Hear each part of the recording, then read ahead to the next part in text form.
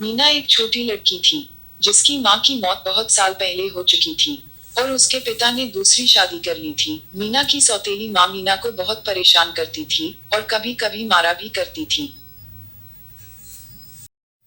मीना के पिता काम की तलाश में घर से दूर रहा करते थे, जिसका फायदा उठाकर उसकी सौतेली माँ मीना के साथ बहुत जुल्म करती थी और कभी कभी उसे खाना भी नहीं देती थी।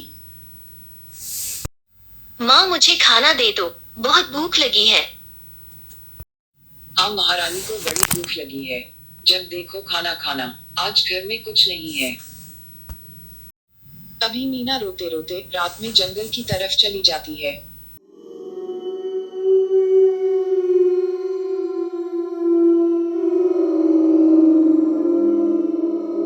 और आसमान की तरफ देखकर रोते हुए कहती है, माँ तुम कहाँ चली गई?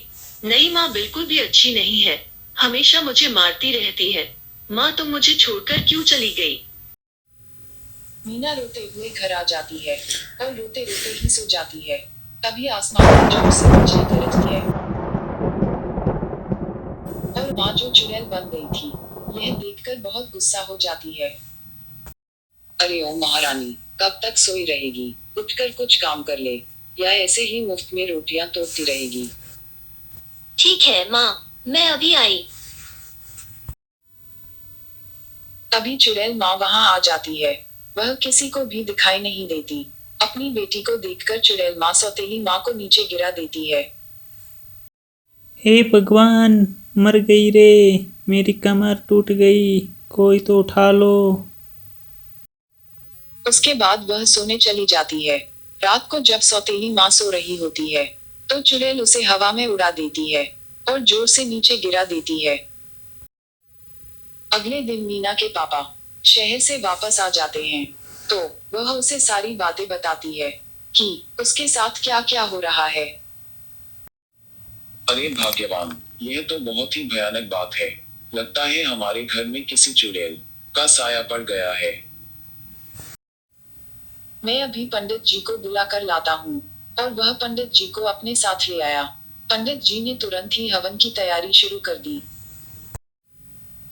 हवन के होते ही चुड़ैल सबको नजर आने लगी, तो पंडित जी ने बोला, अरे चुड़ैल, बता तू कौन है और इन्हें क्यों परेशान कर रही है?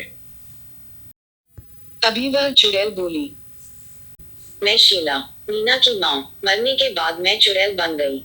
जब मैंने देखा कि मीना की सौतेली माँ उसे बहुत परेशान करती है, मारती है और कभी कभी खाना भी नहीं देती, इसी के कारण मुझे इसको सबक सिखाने के लिए आना पड़ा। इतना सुनकर सौतेली माँ रोने लगी और रोते रोते चुड़ैल से बोली,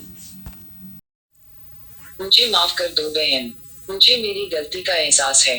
अब से मैं वादा करती हूँ कि आगे से कभी ऐसा नहीं करूंगी और मीना को अपनी बेटी की तरह रखूंगी। वादा करने के बाद वह चुड़ैल वहां से चली गई और सारा परिवार हंसी खुशी से रहने लगा।